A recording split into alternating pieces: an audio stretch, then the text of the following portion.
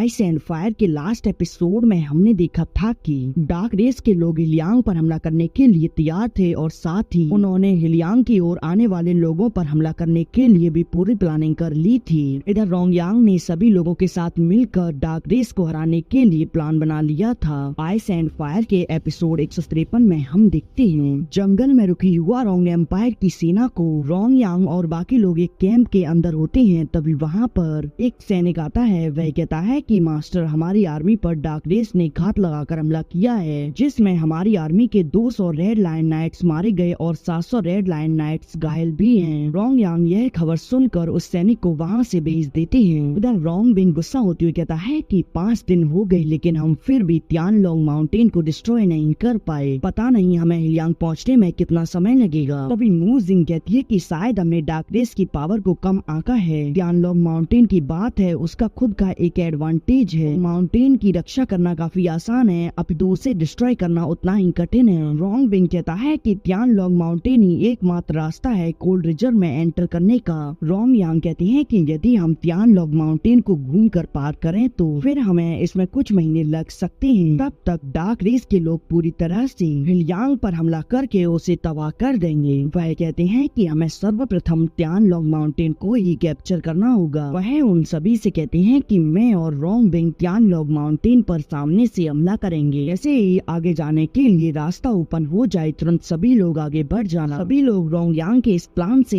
Agree हो जाते हैं। इधर हम शहर में सैनिकों को देखते हैं। वहीं पर शहर के कुछ लोग भी होते हैं जो कि रेड लायन नाइट्स फोर्स में अपना रजिस्ट्रेशन कराने आए होते हैं। वहाँ खड़े हुए लोग आपस में बात कर रहे होते हैं कि रोंगयांग को भी डार्क रेस से हार का सामना करना पड़ रहा है। दूसरा व्यक्ति उससे कहता है कि क्या तुम डर रहे हो? इस पर पहले वाला व्यक्ति कहता है कि तुम ही हो जो कि डरते रहते हो। रेड लायन नाइट्स फोर्स में अपना रजिस्ट्रेशन कराने जा रहा हूँ, मैं डार्क रेस से फाइट करूंगा। वहीं हम फेंगनू को देखते हैं जो कि वहाँ के लोगों की बातों को सुन रही होती है। वह उन लोगों की बातों को सुनकर न्यानमिंग के बारे में सोच रही होती है। इधर हम पिंगचाओ और उसके साथी को देखते हैं जो कि एक माउंटेन पर आ जाते हैं। पिंगचाओ का साथी उससे कहता है कि रोंग परिवार का ओल्ड मैन हमारे लोगों को मारता जा रहा है, तो फिर तुम वहाँ से यहाँ क्यों आ गए? इस पर पिंगचाओ कहता है कि रोंग परिवार काफी ज्यादा संघर्ष कर रहा है और मुझे लगता है कि इसके पीछे जरूर ही उनका कोई बड़ा प्लान छुपा होगा, इसलिए मैंने उन्हें आगे आने के लिए रास्ता दिया है जिससे कि हम उनके प्लान के बारे में पता लगा सकें। इस पर उसका मित्र कहता है कि वह जरूर ही यहाँ से किसी को आगे की ओर भेजना चाहते होंगे। पिंगचाओ कहता है कि मैंने चारा डाल दिया है, अब बस मछली के फंसने का इंतजार है। वहाँ पर उन लोगों के आने का एहसास होता है। यह देखकर वह तुरंत उन पर अटैक कर देता है, परंतु समय रहते न्यानमिंग उस अटैक को डिस्ट्रॉय कर देता है। पिंगचाओ उन लोगों को देखकर कहता है कि अच्छा, तो रोंग परिवार सीक्रेटली तुम लोगों को यहाँ से इस रास्ते को पार कराना चाहता है। और फिर वह वहाँ लगी फॉर्मेशन को एक्टिवेट करते हुए वहाँ डार्क रेस की आर्मी को बुला लेता है। यह देखकर न्यानमिंग कहता है कि यहाँ तो हाई लेवल की मैजिक टेलीपोर्टेशन फॉर्मेशन लगी हुई है। यहाँ पर डार्क रेस के लोगों की संख्या अनगिनत है, हम इसका मुकाबला नहीं कर सकते। चलो, हमें जल्दी ही यहाँ से वापस चलना होगा। और अब वह लोग वहाँ से वापस जाने लगते हैं। यह देखकर डार्क रेस के लोग उनके पीछे पड़ जाते हैं। न्यानमिंग उन लोगों को पीछे ही रोकने के लिए अपने फ्लेम हैंड से अटैक कर देता है, परंतु पिंगचाओ उस अटैक को आसानी से डिस्ट्रॉय कर देता है। और फिर पिंगचाओ खुद आगे बढ़कर स्वॉर्ड से उन पर अटैक कर देता है, परंतु समय रहते न्यानमिंग अपने फिर से फ्लेम हैंड से अटैक कर देता है, जिससे कि उसका अटैक वहीं डिस्ट्रॉय हो जाता है। अब हम कुछ दिन बाद सभी लोगों को वापस से कैंप के अंदर देखते हैं। तहाँ मू जिंग कहती है कि 10 दिन हो गए लेकिन हम अभी भी एक कदम आगे नहीं बढ़ पाए। तभी रोंग बिंग कहता है कि तियानलोंग माउंटेन सडलाओ से बना पड़ा है और इसी का फायदा यह डार्क रेस के लोग उठा रहे हैं। इसी कारण से हम आगे बढ़ने में असफल हैं। वहाँ पर रोंग बिंग के पिता आते हुए कहते हैं कि कोई बात नहीं, अब हम उस माउंटेन को ही सीधे डिस्ट्रॉय कर देंगे। रोंग बिंग और न्यानमिंग उन्हें यहाँ देख कर हैरान होते हैं। अब हम रात में देखते हैं जहाँ रोंग बिंग के पिता न्यानमिंग से बात करने के लिए उसके पास आते हैं। वह न्यानमिंग से कहते हैं कि जब तुम छोटे थे तब मैंने तुम्हें देखा था, अब तो तुम काफी बड़े हो गए हो। मैंने सुना है कि तुम तो इस बार के मैजिशियन कंपटीशन के विनर हो। इस पर न्यानमिंग कहता है कि हाँ अंकल, आपने सही सुना है, आप तो काफी ज्यादा व्यस्त रहते हैं। वह लोग थोड़ी देर तक ऐसी ही बातें करते हैं। अब न्यानमिंग वहाँ से जाते हुए कहता है कि कल एक बड़ी लड़ाई होगी तो फिर हमें इसके लिए आराम की आवश्यकता है। और यह कहकर वह वहाँ से जाने लगता है, परंतु तभी रोंग बिंग के पिता उसे रोकते हुए कहते हैं कि न्यानमिंग, मैं जानता हूँ तुम्हारे ग्रैंडपा तुम्हें और तुम्हारे पिता को उस समय प्रोटेक्ट नहीं कर पाए। लेकिन आखिरकार रोंग परिवार है तो तुम्हारा घर ही ना, तो फिर क्या तुम घर वापस नहीं आओगे? मिंग कहता है कि आखिरकार जो जगह मेरे पिता के लिए नहीं है फिर वह मेरा घर कैसे हो सकती है। यह कहकर वह वहाँ से चला जाता है। अब हम अगले दिन सुबह देखते हैं जहाँ हुआरोंग एम्पायर की पूरी सेना तैयार होती है उस माउंटेन पर हमला करने के लिए। रोंग बिंग के पिता वहाँ पहले से ही तैयारी कर चुके होते हैं कि उन्हें उस माउंटेन को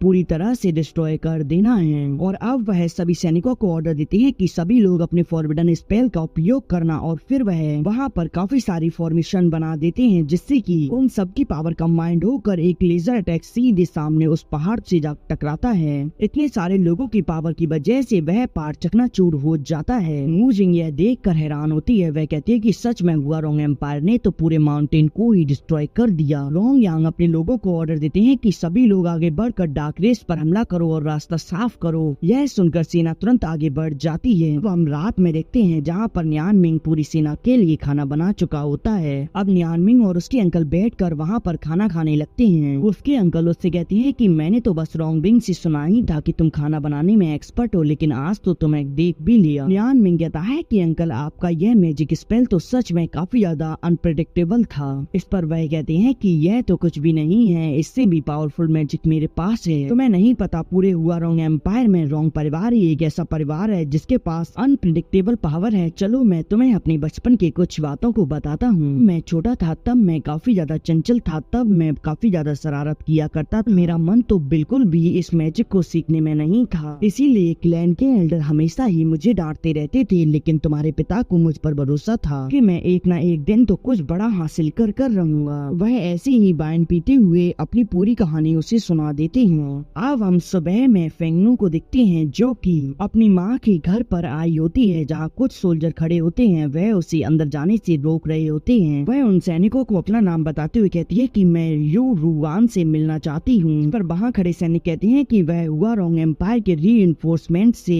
हिलियांग के मैटर पर डिस्कस करने गए हैं, जाओ बाद में आना। वह सैनिक कहता है कि हिलियांग में वैसे भी हुआरोंग एम्पायर की सेना हार गई है, इसीलिए वह सभी लोग काफी ज्यादा परेशान हैं। वह डार्क रेस का सामना नहीं कर पा रहे हैं। यह सारी बात को सुनकर फेंगनू घबरा जाती है और अब वह उस ब्लड वाली बोतल को उस सैनिक को देकर कहती है कि तुम यह उन्हें दे देना, और यह कहकर वह वहाँ से चली जाती है। इधर हम न्यान मिंग और उसके दोस्तों को देखते हैं जो कि आगे बढ़ते हुए काफी ज्यादा आगे आ चुके होते हैं, परंतु डार्क रेस के लोग तो उनके पीछे ही पड़े होते हैं। तभी कुछ लोग आगे बढ़कर उन पर अटैक कर देते हैं जिन्हें वह अपनी कैरेज से नीचे गिर देते हैं, और तभी न्यान मिंग अपनी लाइट शॉट का उपयोग करते हुए उन सभी के अटैक को डिस्ट्रॉय कर रहा होता है। इधर हम फेंगनू की माँ को देखते हैं जो कि उस छोटी सी जेट बोतल को देखकर काफी ज्यादा हो रही होती हैं। वह उस सैनिक से पूछती हैं कि फेंगनू कहाँ है। इस पर वह सैनिक कहता है कि जैसे ही उन्होंने यह सुना कि डार्क रेस के लोगों ने हुआरोंग एम्पायर को हरा दिया है, वैसे ही वह यहाँ से काफी जल्दी में निकल गयी। न्यान मिंग और उसके लोगों की कैरेज को देखते हैं जो कि पलट चुकी होती है। डार्क रेस के लोग उन लोगों को चारों तरफ से घेर लेते हैं। एक पर्सन मूरोंग पर अटैक कर देता है, परंतु मूरोंग समय रहते उस अटैक को रोक लेता है। लेकिन तभी एक सैनिक पीछे से मूरोंग पर हमला करता है। समय रहते मू जिंग उसे बचा लेती है और अब वह लोग भी अपने लोगों के पास आ जाते हैं। न्यान मिंग यह देखकर अपने आइस ब्लेड को बाहर निकालता है और उसकी एक्सट्रीम पावर को रिलीज करता है, जिससे कि वहाँ मौजूद डार्क रेस के सभी लोग वहीं फ्रीज हो जाते हैं। और फिर रोंग बिंग तभी उन लोगों पर आइस क्रिस्टल से अटैक कर देता है, जिससे कि वह लोग पीछे जाकर गिरते हैं, किंतु उन लोगों को कोई भी फर्क नहीं पड़ता। वह उठ खड़े होकर फाइट करने के लिए तैयार हो जाते हैं। इसी के साथ यह एपिसोड यहीं एंड हो जाता है। नेक्स्ट एपिसोड नेक्स्ट सैटरडे को आएगा।